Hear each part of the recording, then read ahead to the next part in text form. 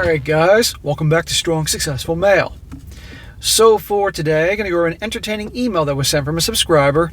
That's from a guy, sounds like he's in his very early 60s, and he shares his story about events that happened like 30 years ago, about how ultimately he ends up kicking to the curb his girlfriend who gave him this big ultimatum about getting more serious with her, moving in with her, etc., and basically being a daddy to her daughter. She is a single MOM.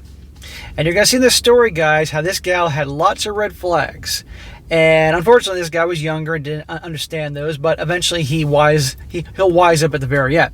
And it'll be a very good one to show you guys on multiple fronts.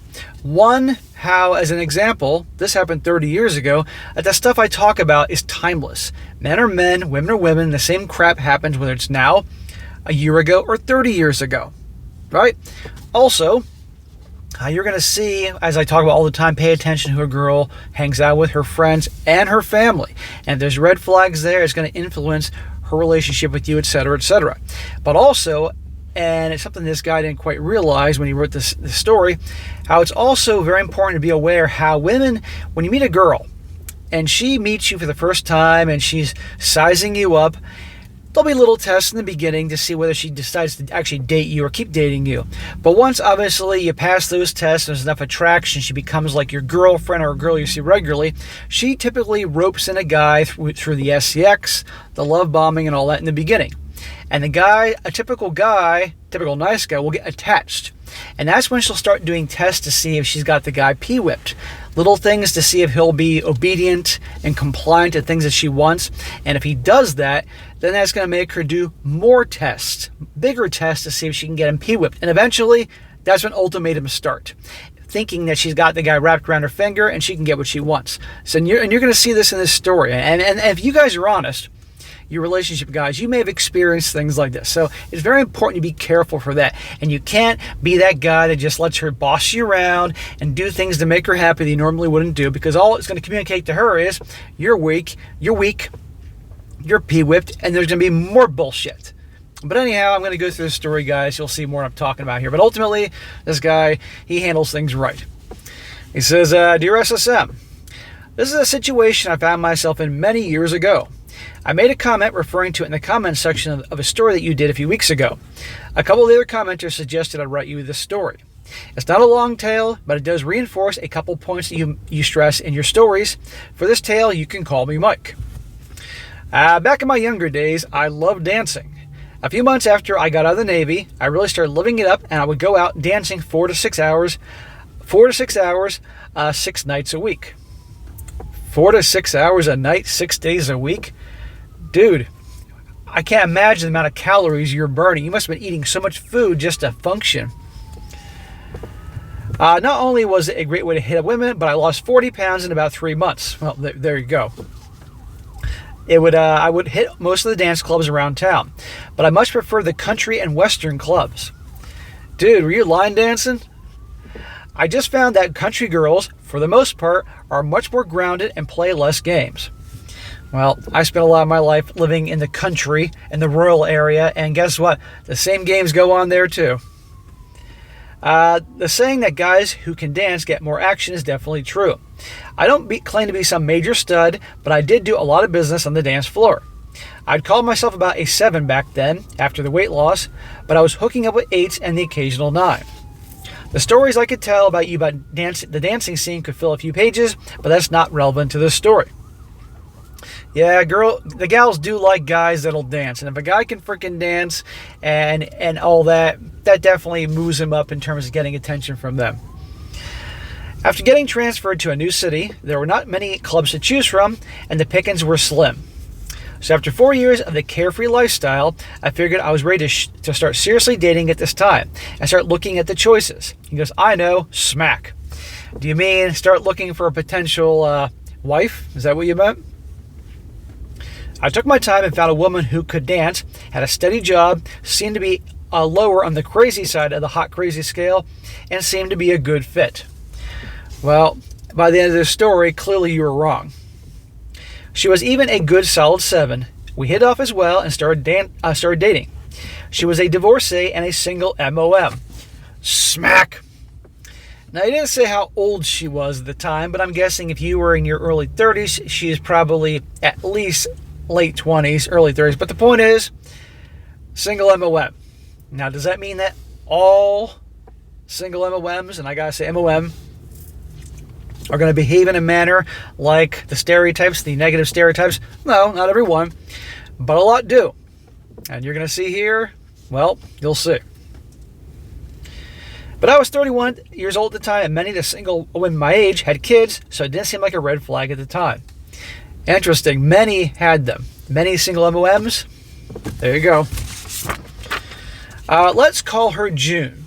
It's been 30 years since this took place, so no real need to worry about her anonymity. Yeah, we'll see about that. If I get a freaking message from you down the road saying that June tracked you down because somehow she found this video, we'll see about that. June was a florist, which comes into play soon. Florists also seem to be the fourth most popular occupation for women that I met at the dance clubs, followed by number 1, nurses, number 2, strippers, and number 3, school teachers in that order. Last time I checked, the nurses, strippers, and school teachers tend to have a reputation and certain stereotypes that you all know what I mean. And not to mention single MOMs. Sadly, this cut into my free time, and I started spending more and more time with June and her daughter, who was 5 years old. The kid thing was new to me, so I didn't know what was normal, what was not. It was a learning experience for me, but being the nice guy was giving it a go. And he goes, yes, smack. Well, you had to learn. The fact that she actually turned out to be a kind of a high on the crazy scale in bed must have blinded me. Yes. Well, bro. Guys, as you can see, this is 30 years ago, but same thing. She's crazy in the sheets. That blinded him to the other things. That's what happens, guys. Gotta be careful. I've been there. I had no idea of her inner freak from our pre-dating interactions, and after her strict religious family upbringing and her divorce from what seemed to be a beta, she was ready to bust loose. I guess I was pretty lucky, a pretty lucky recipient of all the pent-up frustration. I must confess, it was good. She wanted to try all kinds of things with me. Well, you got the benefit in the beginning. So notice, guys, where we are right now. In the beginning, he meets her on the dance floor. She obviously likes a guy that can dance. A fun guy, he's got some moves. And didn't take long for the dating, and now she's getting him all the freaky stuff. What I tell you about the beginning with all the SCX and the love bombing and all that, and then watch here, you're going to see her start doing all these little tests to see if she can get him to do what she wants. And you'll see where this goes. One evening, after meeting one of the women I work with, she even hinted at a threesome, but never get involved with a woman you work with. Besides, I flatter myself that I'm better than the average in bed, but I never claim to be able to satisfy 2 women at the same time. Yeah, she was she was roping you in with the SCX, even offering threesome. A couple months after we started dating, she asked me to pick her up at work. Now, here we go. She doesn't have a car? She made a point of asking me to wear my cowboy hat, boots, jeans, and a western shirt. She wants you to pick her up, and she's telling you, or asking you, but really telling you what to wear to pick her up. Here we go with the test. Normally, I'd wear Dockers, a polo shirt, and comfortable shoes, so it was rather an unusual request. But new relationship, so in other words, you complied. If you don't want to dress up for her, then you shouldn't do it. But already, what can I get this guy to do? I got to her workplace just at closing, and I went in. She introduced me to her 3 co-workers, 1 woman and 2 men of the happy persuasion. Let's call one of the guys Rudy. I have nothing against gay dudes, but it is relevant later. We made small talk for a while, and she seemed a little edgy. I just dismissed it as a nervousness introducing her new boyfriend to her friends, and went with it. When it was time to go, she told me she needed to make a delivery route real quick before we went to dinner. She pointed to an arrangement on the floor and asked me to go pick it up for her. She wants you to pick her up from work. She wants you to dress up in the way she wants for her friends and coworkers. Now she's asking you to pick up shit and haul things around. Now, I get doing things for your girl if she's deserving, but there's something a little off here. He says, okay, whatever. I bent down and picked up the basket, and as I'm straightening up, I look behind me to make sure this is the right one. Looked back to see all 4 sets of eyes focused on my butt. Ah, so that's why the dance clothes. She wanted me to play dress up for her so she could show off her cowboy. It slightly irritated me that she'd play this game with me. Well, she roped you in with all the sex, so here we go. She's testing you, and you obliged to her request. The guys looking at me didn't really bother me, as it's far from the first time it's happened. You'd be surprised how many times in my 9 years as a young sailor that I was oogled and occasionally hit on by gay guys. I guess sailors are a thing for some people. You just blow it off as part of the territory. Dude, I got dudes checking me out all the time, and I don't care. I'm just like, hey, whatever. They're not harassing me. Well, I guess getting her friend's approval was the first test passed. I know, smack. Yeah, you don't need her friend's approval. Nice guys go for approval. I know you weren't thinking that was it at the time, but that's what was going on, and you were being compliant to all her requests. Now watch, there's going to be more bullshit. So a couple weeks later, she said she wanted to have dinner at her parents' house. I agreed, as it didn't seem to be out of order to meet a new girlfriend's parents. Again, smack. She wanted me to dress nice, as if I wouldn't anyway, but she wanted me to dress in my business attire that night. Again, she's telling you how to dress. I got no issue you eventually meeting her parents if it's getting serious. Seems a little quick to me, but she's again telling you how to dress. And you'll see here he obliges.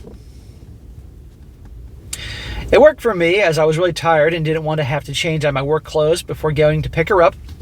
When we got to her parents' driveway, she turned to me and said that when her parents asked where we met, I should say I met her at the florist shop. When I asked her why, she said her parents were heavily Baptist and didn't condone dancing. The hell is this, Footloose? He says, who knew Ariel's family in Footloose was Baptist? That's what I was thinking. Now, I too was raised Baptist as a kid, and there was a lot of don'ts I was taught, but I don't remember the pastor saying dancing would send me to hell. He says, as an aside, why do you always take 2 Baptists when you go fishing? If you only take one, he'll drink all your beer. He says, well, SSM, as you say, always pay attention to your woman's friends and family. Yeah, and always pay attention to all her little tests, like trying to get you to do this or do that. You get the point. I won't go into detail, but the nicest thing I can say about that evening is that her father was a major a-hole. He spent the entire evening trying to impress on June and me how he was a better man than me in all respects. Not the first time I met someone like that, but your daughter's boyfriend. His wife was quite meek and didn't say much. I'd imagine he cowed her over the years. But my girlfriend not only didn't say anything on my behalf, she even laughed at some of her father's jokes at my expense. Huge red flag. Yeah. And by the way, he says here he's describing her dad, and he's bossy and an a-hole and all that. Has to be the big strong man no matter what. And the wife is meek. Who do you think takes after him? This guy's girlfriend. Making requests, telling him what to do, etc., acting like an a-hole. But we're just getting started. Her crazy is going to come out. Her real crazy is coming out soon.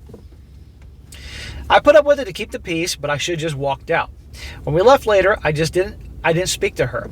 I was thinking hard on whether I wanted to keep going with this relationship and just took her home.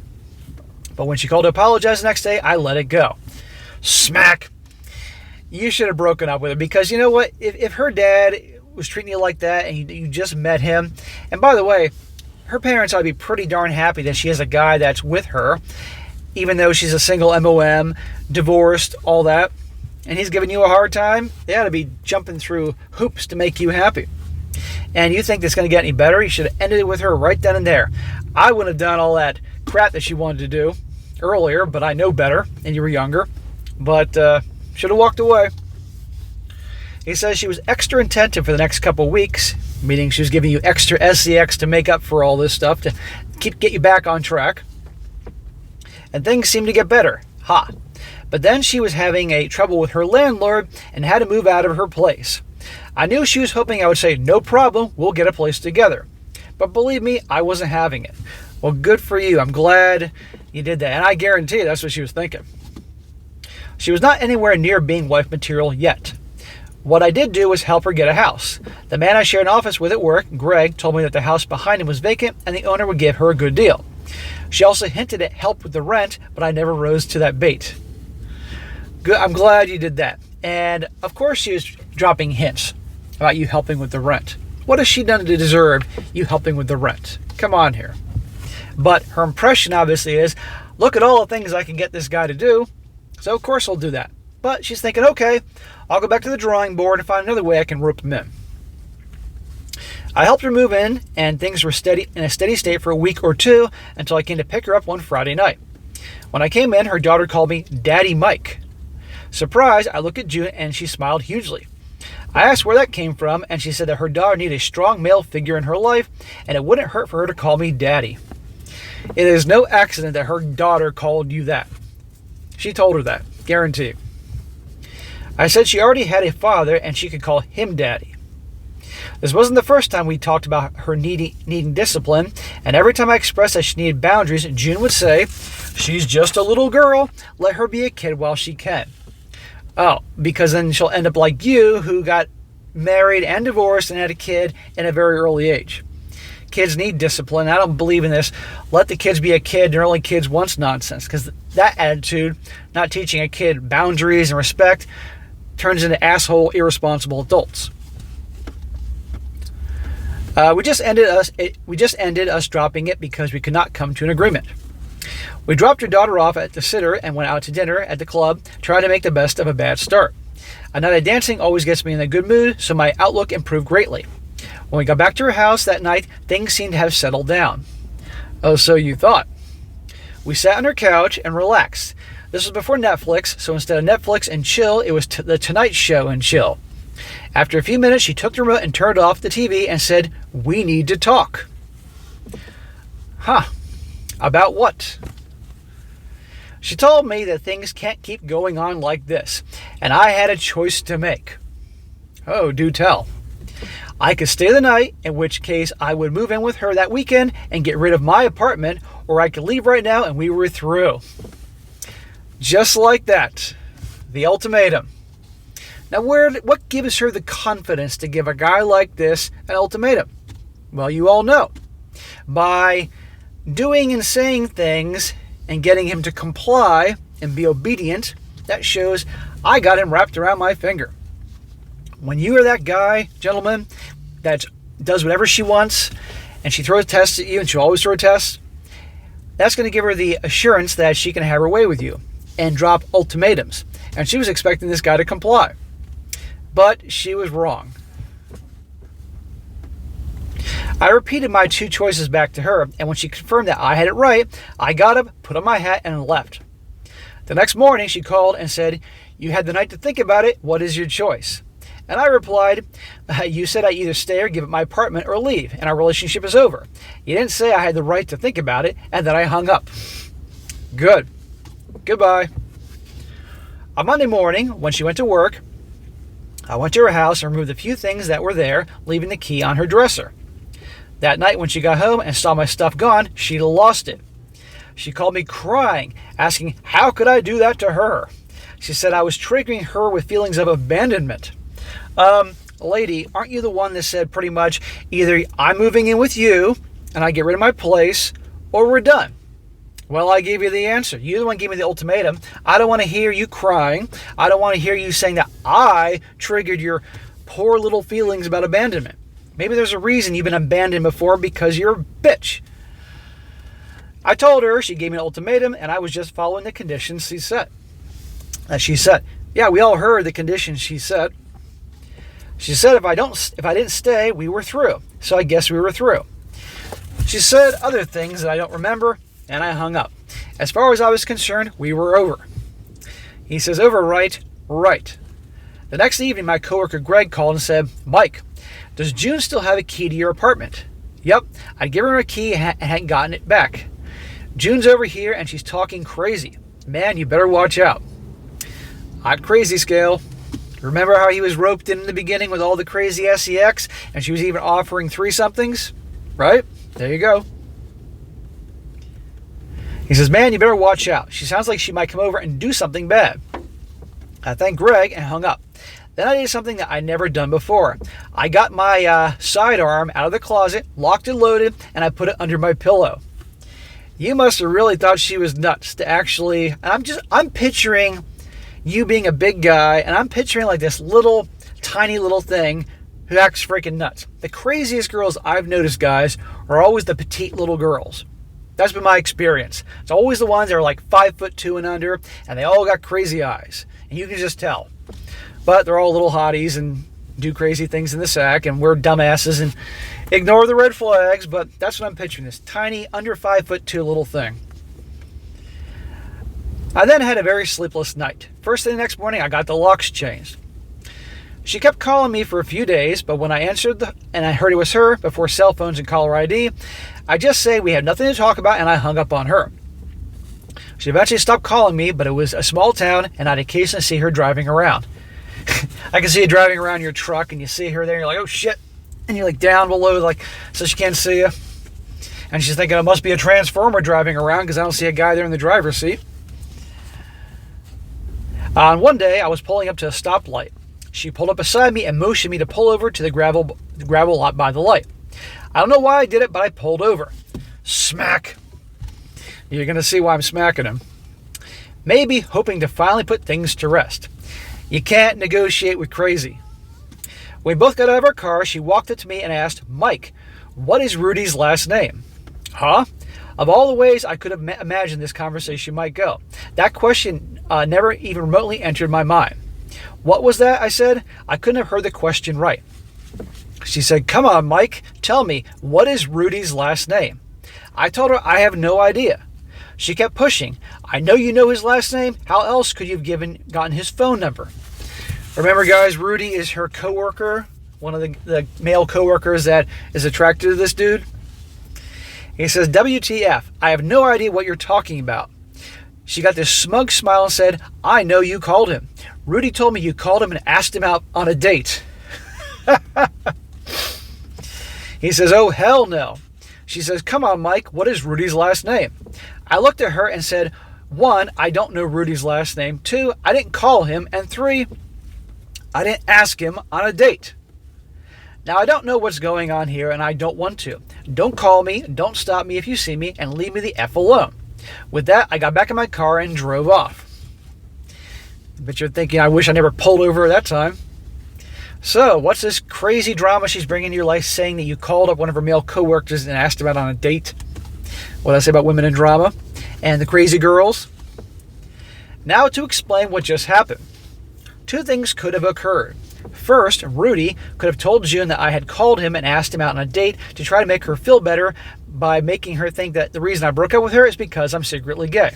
Second, she could have made up the phone call to try and sting my pride at being called gay and try to get me to sleep with her to prove that I'm not gay. Knowing what I did, my money was on her trying to goad me into having you-know-what with her in a bid to entice me into getting back together. Either way, I wasn't touching that situation with a 10-foot pole, and I had nothing to do with her ever again. Good. Her final desperate attempt. Attack your pride. I only saw her one time after that. Really? In a small town? I went to a dance club a couple of towns over. She was sitting at the table with this army sergeant. Their table was right by the dance floor, and she was glaring daggers at the girl I was dancing with, while the guy was with her glaring at me.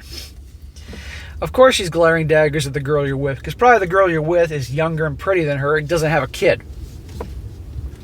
No telling what she told him about me, not my problem. I guess she locked in on a lonely older soldier to be her daughter's daddy. Heaven help him. So, as you always say, SSM, pay attention to your girl's family and who your girl hangs out with. Yes, bro, absolutely. But the bigger theme of this story, which you weren't aware of, or at least I don't think you're aware of, is the shit tests, the compliance tests that women will throw at you to try to rope you in.